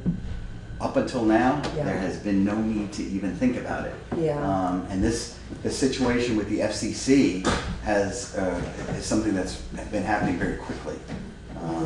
So that's why we're looking now in terms of wanting to ensure that the service continues. Is it anything similar to like NPR, like programming, funding sources? Is it different or is it similar? It could be similar in terms of looking toward looking for certain grants and from foundation supports. What would probably be more realistic, it would be more toward a subscriber fee model. Yeah. So that you basically pay for the services that you're able to access. What's a real question mark is when you look at the service that we're providing.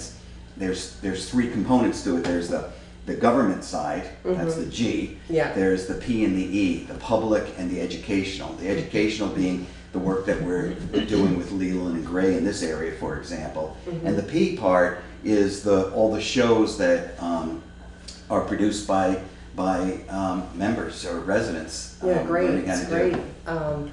Another question is about, oh gosh, it was on the tip of my tongue. Can't remember now. Sorry. Gary, do you have something? Yes, I'm very familiar with this and have been working with this for quite some time, both in other places. Previously, the money that you paid for your cable subscription had one of the line items, many line items in it that they charged for, and that was for PEG service. And they've been trying to get out of it for years because, well, it costs money. They had to support a studio, they had to support an organization, and frankly, they'd much rather be putting that toward their bottom line. I think that what they're doing now is because they have a friendly situation, they think that the cable companies are in a good position to push this through, which will leave in PEG services on the back of the local communities. I think that $1,300 is a price that is very reasonable for the amount of service that we get. I disagree that even though that it is nice to have it online, I believe that there are a lot of our citizens who watch it on TV on Wednesday nights or whenever, and they derive some joy from doing that, as well as they get involved in government. It teaches them some things, and they understand what's going on. We wouldn't have that if a lot of those people were not available to see the production on PEG capabilities. And I certainly think that the amount that they're asking for is reasonable and appropriate, and I would make a motion to approve that amount or to add it into our budget. Can I just ask one more question? Sure. The question I was thinking of was that, is it only Southern Vermont Cable, or are other cable stations have the ability to have your BCTV services?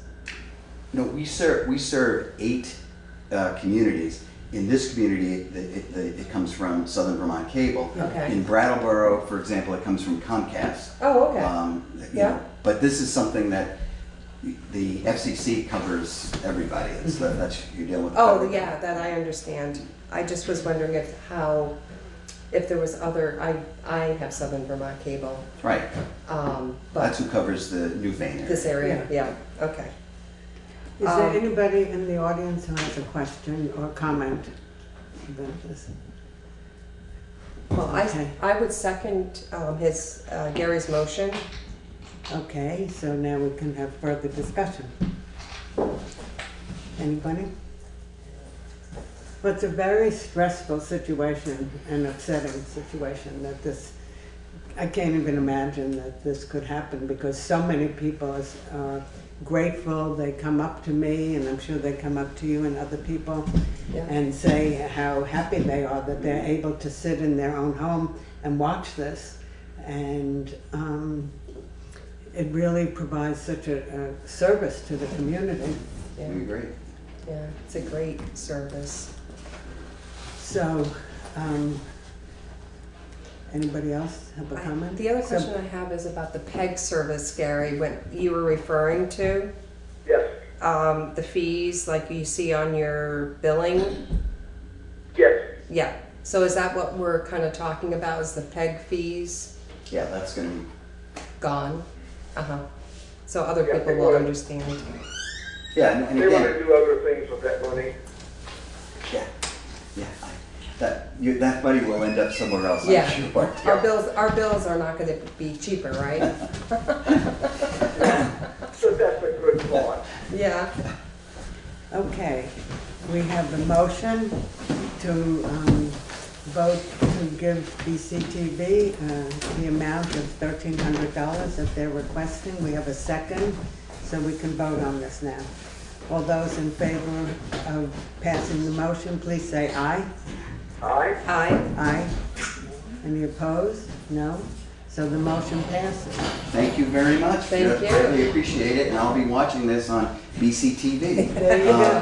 And it's archived, so you can watch it many times. Right. You can watch it 2 o'clock in the morning sometimes. Right. Marty, thank you so much for being here. Thank you. Do you want to stay and hang out? Yeah, I want to see the rest. Yes, okay. Okay. The next item on the agenda is school business, old business, school property. And we have Ken McFadden here this evening. We're very appreciative, Ken, that you've come to... You want me here or over there? I think Jan would like it over there. It's I can easier. do that. Okay.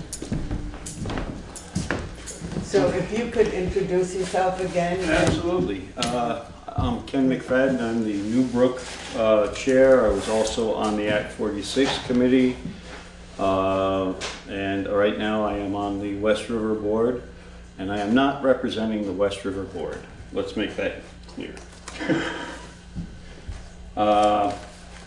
First off, I don't know where you want to go with this. There was some discussion of, which I was very upset about, billing the school district for plowing. This is a copy of the Act 46 committee. It was online. Oh, yeah, you have those. Oh, we have this. Okay. Do you want to sit down right there? No, You should be on camera. I'm good. I don't want, nope, because I'll be taking somebody's chair and, you know. They're not coming. That's usually where Mike sits, Yes, so that's it. everyone will know that Mike's here in spirit. Where to begin with this? Marty had said that the Act 46 meetings were all televised, which is true. And everybody's coming after the school board like this is the first we're hearing about this. It's not true. Everybody heard about it. Everybody knew about it. Communications were opened up to this board by the school district because I came to 3 or 4 meetings and filled you in on solar when solar was happening, filled you in on the Act 46 meetings, and that, in my personal opinion, Newfane was going to be paying more taxes. The dollar amounts that I saw showed me that we will be paying more in taxes, because it's just common sense that if we have a lower cost per pupil in the district and everybody else has a higher cost per pupil, and we average out the cost per pupil, our taxes are going to go up and theirs are going to go down, because everything's going to be level funded from each town. So, you know, all that was brought to the board's attention, to the public's attention. Can I ask you a question what Act 46 is? Act 46 is Short term, short term. It was a governance consolidation for school districts that was supposed to bring equity and cost savings to the district. Well, cost saving. Well, they didn't say it was supposed to, or it would, but that there was a likelihood of it. of cost savings. And the only cost savings they could come up with was less audits, because there'd be fewer school districts to audit. There would be a cost saving on board expenses for the school board, because there'd be less board members. And there was one more. And the whole total came out to like $80,000 that would be saved. Wow. Okay, but that $80,000 isn't going to be saved, because they found out that they actually do have to do more than one. The other one was budgeting. So they actually have to do more than one budget. And by doing more than one budget, they actually have to do more audits.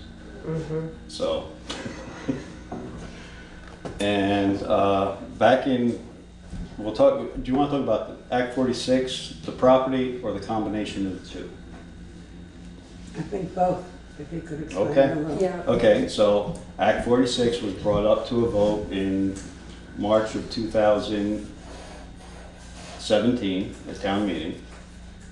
The town voted to pass it. We had an informational meeting at the school, which was televised by BCTV. So if you weren't there, you could have watched it. And I suggest you go back and watch it, because you'll find my warnings there. And everybody voted to, oh, this is going to be a good deal, and, it's not going to be a good deal. Obviously, our solar field, which we purchased the Lions Club, which was a budgeted item for the school district in 2007. We had purchased the Lions Club. That was actually, I think, my second year on the board. So the school district does own the Lions Club property. Unfortunately, I knew nothing about separating properties before Act 46, and no one brought it to my attention. It's like everybody's playing Monday morning quarterback. Well, why wasn't this done? Why wasn't that done? Well, it wasn't done because we're only hearing about it after the consolidations, that these things could happen. And some schools merged later and did that. There's some schools still fighting Act 46. Personally, I'm on the new board. I would have preferred things to stay the other way, but I am going to still look out for the Newfane citizens and, their taxes and our children, which they're all our children now, is all I can do. Unless, of course, you want to get somebody to run against me next year, and it's okay. But so we did the vote on February 8th of 2017 was that the informational meeting, which was televised.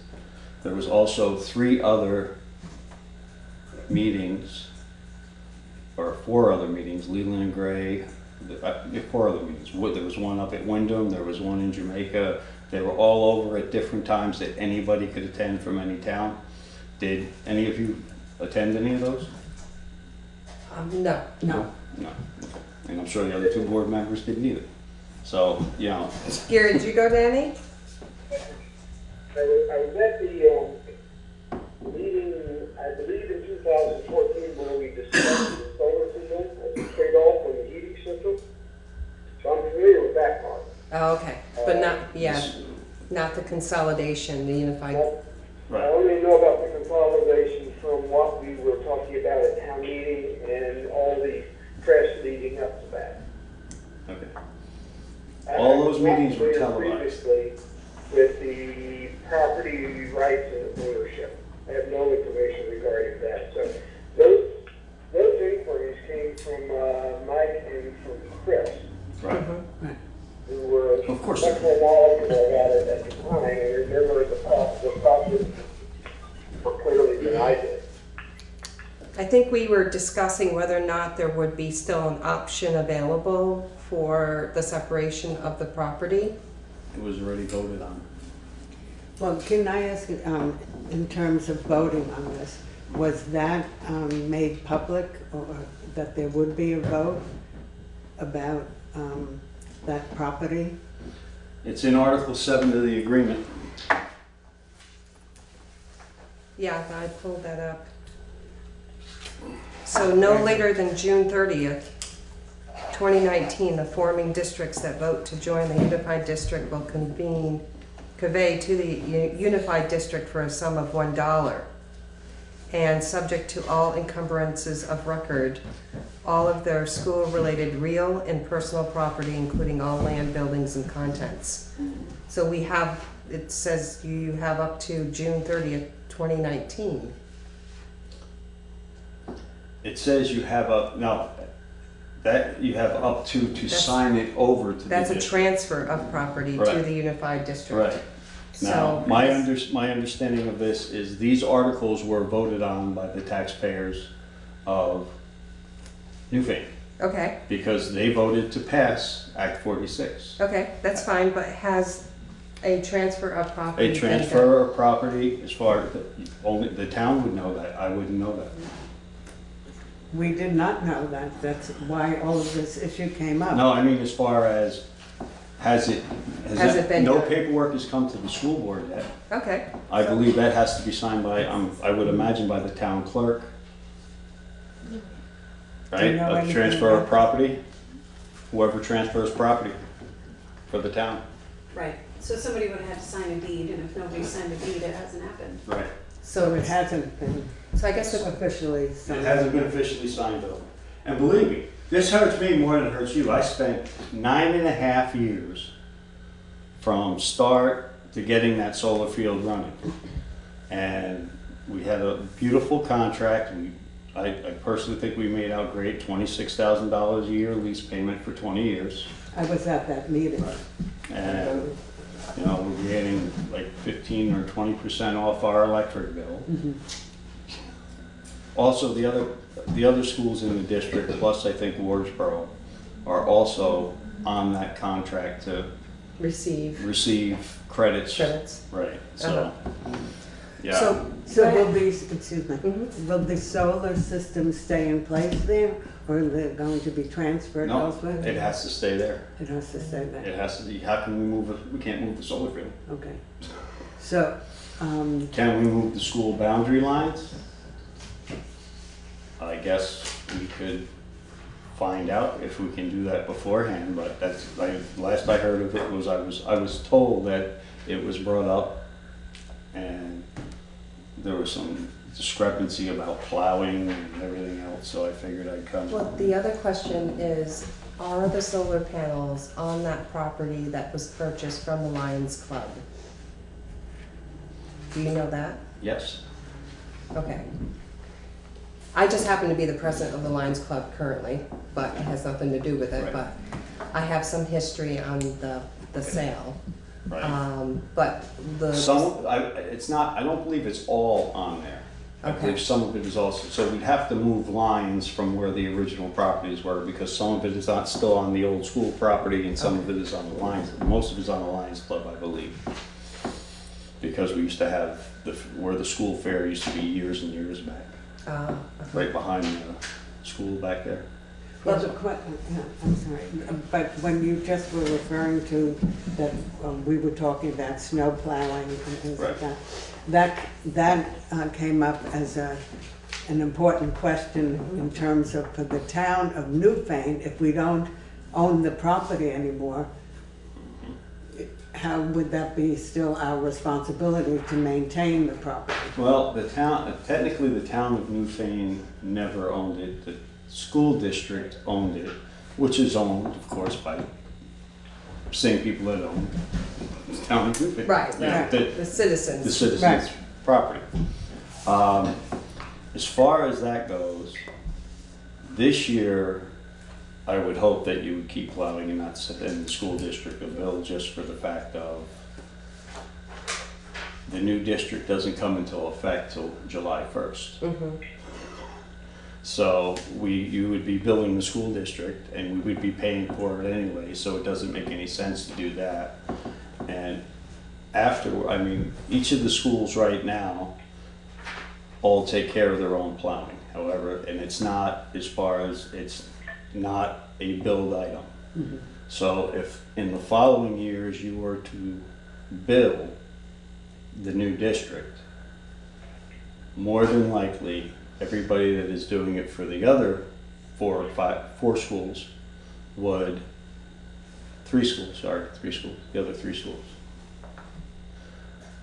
would probably send a bill also. Well, it's going to be leveled anyway, so it's... But if it's leveled, Newfane is 35% of the whole bill. Versus the other two. In other words, if you were to section it, say if we pay, if for you, Newfane decided we're going to bill $5,000, and then Townsend decided they were going to bill $5,000, and then Leland and Gray decided they were going to do $10,000 because they have more parking lots, and Jamaica decided they were going to do another $5,000. There's $25,000, right? So that $25,000 we would pay 35% of, which is more than the $5,000 that the town would get. That's the disadvantage being the largest school district. The 35% comes from the school size, is that what you're saying? Okay. Right. The number of students we have in the new district is about 35%. Oh, okay. So, right. So that's how that would work out. So that's the plowing situation. That's, you guys decide whatever you want. I'm staying out of that one. No, these are all questions though. No, right, no. It's helpful to get answers. Right. Yeah. So that's what would happen is you would wind up paying more for that. And all the articles of agreement were, I'm just saying that all this stuff was out there. Everyone was making it out like it wasn't there. No, I don't think anyone said that. It's just that a lot of us don't have kids in the school and we may not know. Right, but we got BCTV. Yeah. All the meetings were warned. So there's, if you really wanted to go. I personally came here and invited the board a few times to come to meetings because it would be a big impact, especially on Newfane. And even if you look at our informational meeting, I think there was like 15 to 20 people there. And that was, that's, I get more there for my budget vote. So, and especially if you're gonna have a solar vote, then you get a lot of people showing. Oh, and that's another thing for the record. I'm sorry. For the record, the solar field did not cost the taxpayers of Newfane 1 penny. Right, we know that. Okay, because it was mentioned that we put money into the solar field and because I was watching it on TV and I was like, No, I think that was we put money mentioned, into the heating system, which is the air-to-air heat exchange. Convert it or Right, which we needed a new heating system anyway. anyways. So, and we decided to go with that and we threw the solar field in because it was like, well, there's a no-brainer if you're gonna get, 15 to 20% off your electric. Why not go with the electric and use the propane for the back, the backup. Chris, you have something? Yes, Chris. Hi, Ken. Chris Drew. I just wanted to say I want to thank you and all the board members for the many years, because it's been years working on these boards and trying to get and see their way through all this stuff coming down. It's been hard. I think it's confusing. It's been confusing for other board members. We're sort of seeing that now across the state, and it's equally hard for the public as well. So I think on behalf, I'd like to say, at least for myself, I think there's been a lot of time and a lot of hard work trying to figure out, and I hope you don't feel that people are coming at the land issue as a, gee, how come you didn't say anything before? Because to me, it seems from what I'm hearing that it's really kind of simple. The Newfane district owns the land, the solar panels are put on there. The real simple question is, should we have a discussion with the residents in Newfane that has to be done and completed before June 30th? Because those deeds will change. Right. as to any input that they have on this land in perpetuity. Because after June 30th, as of July 1st, all the other surrounding towns now will have say and will have standing in anything that's done with the entire parcel of land. Correct. With regard to the solar, I'm not a lawyer, but it would seem to me that if you've got a power line running through your property, there are right-of-ways and there are certain mechanisms that could be taken where perhaps the facility of the Newbrook School and its original, 5 or 7 acres, goes with the merger, and if the other portion of the land is spun off, it would be spun off with an agreement that was inherent in that deed that it goes back to the town of Newfane for perpetuity, but with a right and easement on that solar so that it doesn't mess anything up with that solar lease. And that's sort of the way I look at it in simplistic. So the real question is, are the people concerned about it enough, or is it a moot issue and we just merge the whole thing into the West River on July 1st? I'm hearing, and I think people are hearing, hey, there's a big question about it. So, do we ask the public, hey, what do you think? Or not? That's it. But in the meantime, I want to thank you for all of your time. Thank you, Chris. Well, I guess the only way to figure that out is, I guess, that the school district is going to have to get a lawyer. The school district? Yeah. Because I don't seem to find, if I go to the new board, they're going to be, well, what difference does it make? I personally would like to see the $26,000 a year stay in town, because that was the purpose of doing it, to ease the taxpayers' burden. There was so much, in my opinion, misinformation when we had the consultant come in and he said each school district that forms will get a $130,000 grant. That's not true. We got half of that grant because there was 2 districts in the supervisory union. Okay, so that had to be split up, and that wasn't clear. There was just a lot of, I asked for the numbers of what it would cost per pupil, given at that time,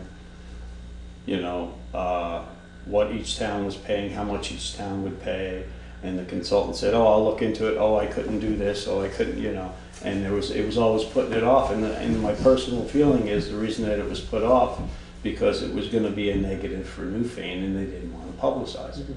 So he didn't go into it because it was supposed to be, oh, this great thing that's going to happen. And, in the beginning, we got dealt lemons, is what the deal is. So what we got to do is make lemonade. That's all we can do, I will look into the school's lawyer and find out if the property can be transferred before that date, and if it can, it will. But my concern about that is when the voters of Newfane voted for this, Article 7 stated all the properties. So did they want that to go? The other thing was that, did they want all the property to be merged? Because it was in black and white and that's what they voted on.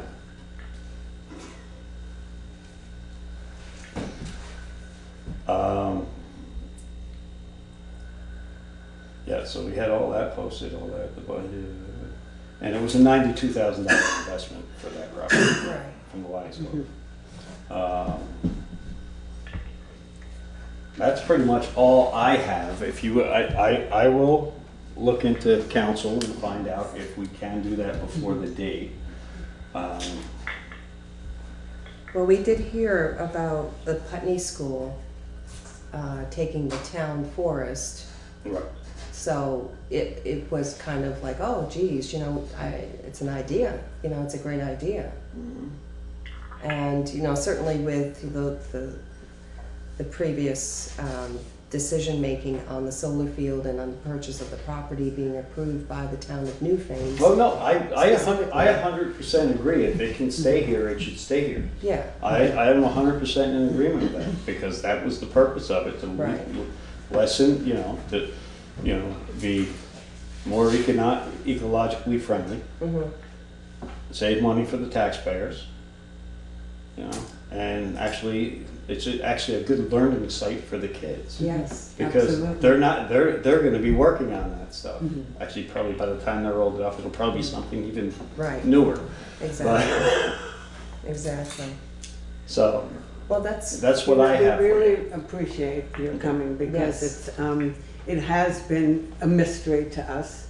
I can tell you that I have watched school board meetings on BCTV. I haven't watched the whole thing at times. Maybe I've watched a half hour or so. So if I'm negligent that I haven't watched them all, I can acknowledge that. However, and when you say that this is part of Act 46, I can tell you, just for myself, I was not aware that that included giving the land away. And I guess a lot of us were not aware of it. But I will just say for myself that I didn't know that that was part of Act 46. I'm understanding of the schools merging and what the union wants to do, and whether I agree with that or not. I did not know that this included giving the land away. So I really appreciate, and Chris, I really appreciate what you said too, because obviously all of you, and you specifically, have worked very hard with us in the past. I've been here when you've been at meetings here and told us information. It's just that we're confused. Well, as you know, being on a board, we all learn something new every meeting. That's right. Absolutely. And going back to some members of the board suggested that BCTV televised the Newbrook meetings. To televise the Newbrook meetings wouldn't give a lot of information out on Act 46, because I would just brief our board on the highlights of what happened at that meeting. They're going through the articles. The land change thing came up as we went through the articles, and the property is always going to be Newfane property, because if the district doesn't want to use it, they have to sell it back to us for the same dollar. I just read it. Yeah. Right. So it is Newfane property. It's not like if that district decides that they're going to just close all the schools down and build a new gigantic school, that property goes back to Newfane for $1. Right. I'll just make a comment about what you said, referring to people on the board, at least if not other people, saying that we would have liked to have Newbrook meetings on TV. Had nothing to do with Act 46, because I've been on the select board for 4 years. Chris was on it for a long time. And what I've heard through the years, and also felt, and it was an agreement, is that our understanding is that board meetings should be transparent and available to the citizens of Newfane. And that's why we wanted to know if the school board could also be televised, just the way the select board is. And even further than that, sometimes to have meetings where the two boards could actually be televised together. So it had to do with concern about open meeting laws and how could we see what the school boards, nothing to do with I Act think 46. the state kind of frowns on the select board and the school board getting together, just for the fact, especially around like anything that'll have to do with something in the budget being brought up. Because what do? Eliminate the lunch program to get a new plow? Yeah. Or eliminate a new plow to get, you know what I mean? So Well, that's the one reason why they're kind of separated. Okay, But so even if it's just a conversation of where everybody stands, Just a conversation. Yeah, like what we're having tonight. We would just have to warn 2 meetings and have them in the same place, obviously. Could be done. And elementary schools really don't publicize on BCTV, do they? There's not. No. And that's why it was like, why, you know, and to be honest with you, now that this new district is in place, some of my meetings can take like a half an hour because it's just approving the normal things that you have to approve. Right. And then there's other times, you know, we had a meeting, we started at 6:30 and ended at 10:15. You know, because it dealt with, there's some student matters, some staff matters, and you go into executive session, and I'm not gonna leave BCTV sitting out in the hall for 2 hours, because it was like 2 hours at this last meeting that we were, you know, and then to come back in and find the ruling, it's kind of a, I'm going home. It wouldn't hurt quarterly to have a meeting between the select board and the school district. Can you stand up, please? So we knew where everybody stood on basic issues. It doesn't have to be anything in depth. It's just a basic conversation so that we're all on the same page. Now, if you're saying that the state doesn't approve of it, you know, that's a different I story. don't know if there's any law about it, but I know they kind of frown upon it.